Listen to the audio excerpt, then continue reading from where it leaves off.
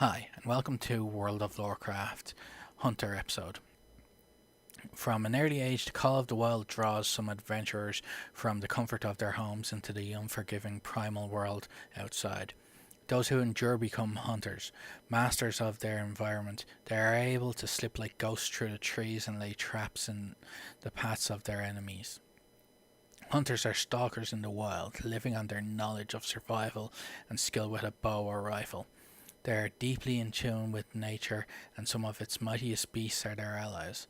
Of Azeroth's many creatures, few can resist a hunter's call, and fewer can survive their fury. Hunters are as varied as the world's many climates, but they are universally renowned for their amazing abilities to find their prey and bring it down.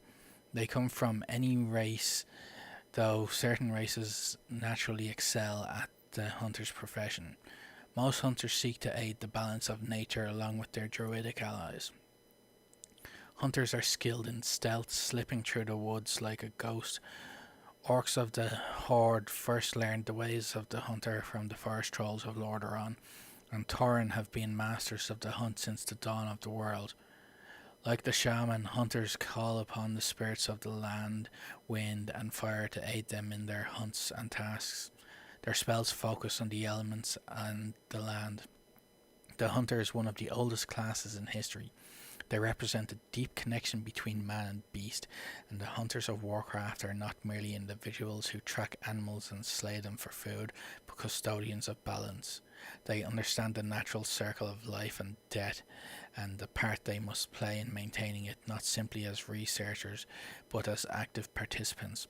The hunt is venerated, and the prey they choose to stalk is given as much respect as the predators hunters choose to learn from and embody. All hunters create lifelong friendships with animal companions, who are also often their best and only friends, if the stereotype of the reclusive huntsman is to be believed.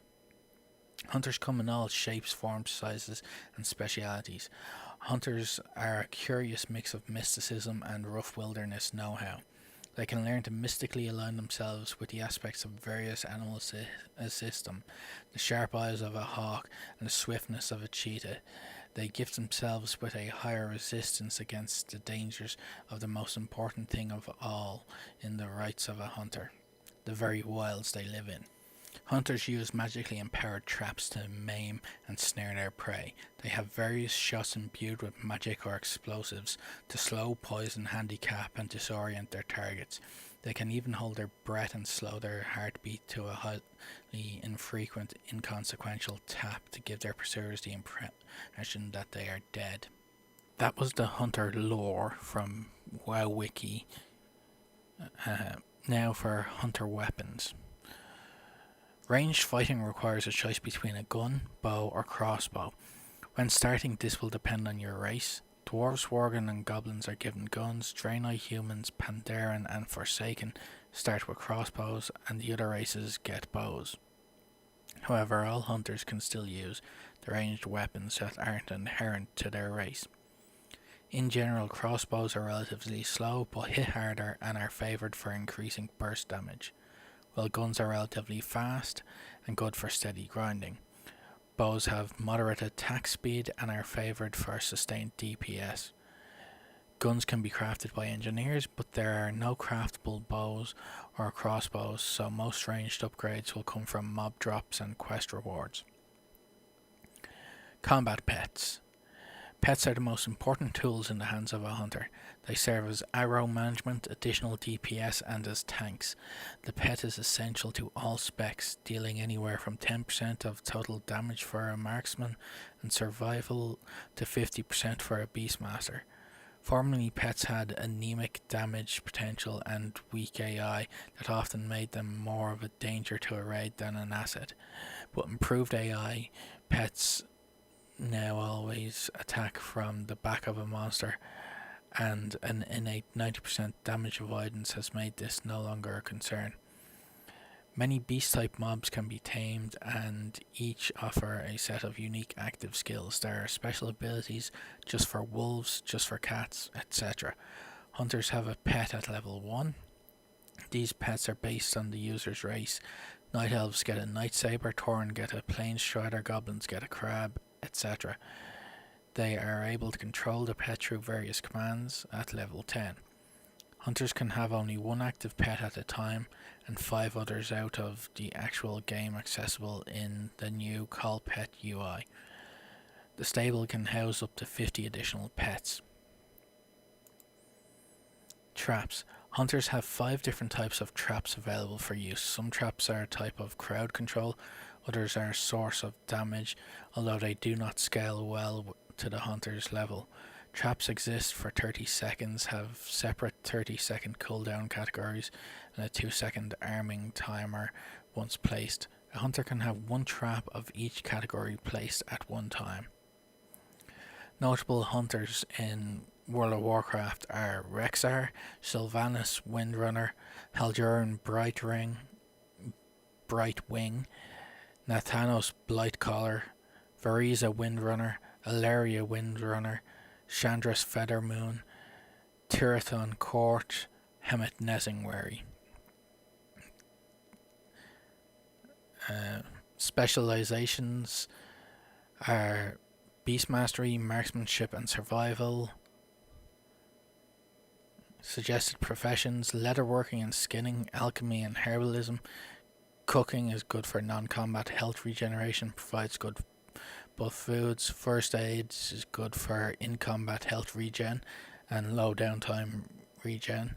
Fishing is good for leveling, cooking and for feeding pests that eat fish or can generally eat meat that includes fish. Engineering is good for kiting with parachutes. Engineering can be useful for hunters who want to master the art of kiting.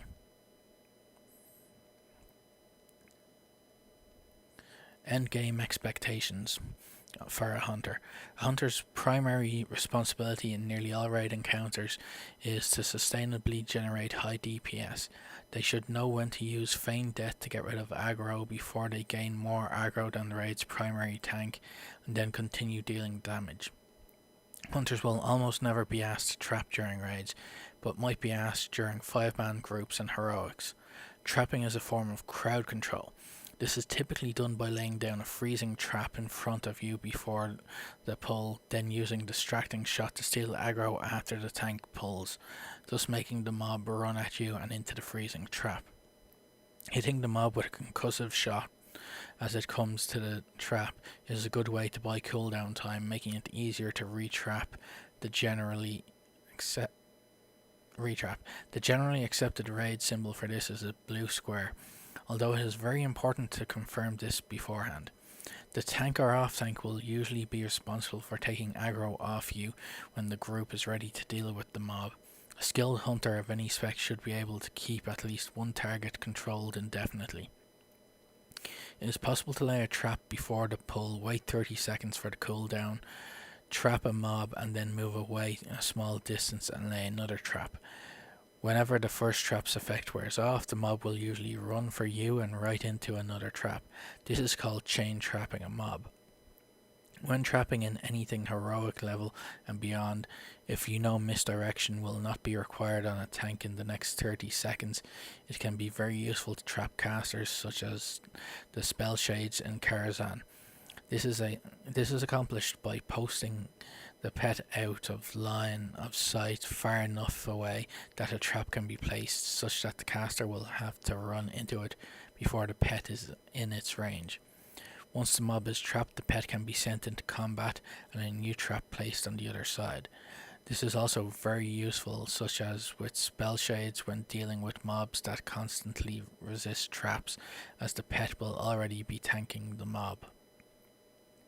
In some cases you will be asked to kite one or more creatures that either cannot or should not be killed during a specific encounter, allowing the rest of the raid to focus on other needs in order to defeat the objective. Kiting is a skill that is best accomplished by hunters because of their aspect of the cheetah, pets and armor rating. It requires a lot of practice. While kiting, you will need to shoot your target with instant abilities and often use speed boosts. Kiting for most hunters is the hardest skill to learn, yet is considered by many to be the most important. You will also need to shoot the mob with concussive shot every time is available to slow them down. Funny notes from the Wikipedia, or just notes. The OMG Hunter loot, that's a hunter weapon jokes exist for a reason. Don't forget you share your gear class with many other classes. It's very unlikely you're the only person who needs any given drop. While the hunter is an easy class to play at a superficial level, it can be a highly challenging class to play well. People will consistently tell you that damage is the only reason for a hunter's existence in raids, and possibly in soloing. That might be true, but in 5-man instances and battleground PvP in particular it isn't. You can use traps as a form of crowd control, and you need to monitor your pet to ensure that it does not cause problems. In most MMORPGs, the Hunter or Ranger class variant is usually recognized as the ideal ranged puller in a group. World of Warcraft is somewhat unique in that within its culture, ranged pulling is generally not considered a hunter's responsibility, to the point where hunters and groups will actually be expressly forbidden from doing so. This is true despite the fact that, as with other games in WoW, Blizzard has equipped the hunter with numerous unique abilities, disengage, feign death, tracking, to assist them in accomplishing the task. The advent of misdirection has changed this a bit, with tanks often requesting that a hunter misdirect that mob to them. In combat, hunters have the ability to quickly remove all threat they have generated on a target via feigned death. This ability no longer removes you from combat when fighting raid bosses. Pets in instances should be controlled carefully and watched closely. One wrong click can very well get you and the party, or even raid, killed. You should set your pet on passive or defensive mode. Pets have been known to respond to the presence of world dragons when defensive as if on aggressive, as well as disabling autocast for growl and any other AoE abilities to be secure. Most hunters forget they have tranquilizing shot. This is incredibly useful as it can remove buffs from raid bosses and in ranges from most mobs. In PvP it can strip a player of their buffs in short order. As for pure PvP play, the hunter is a great class to roll.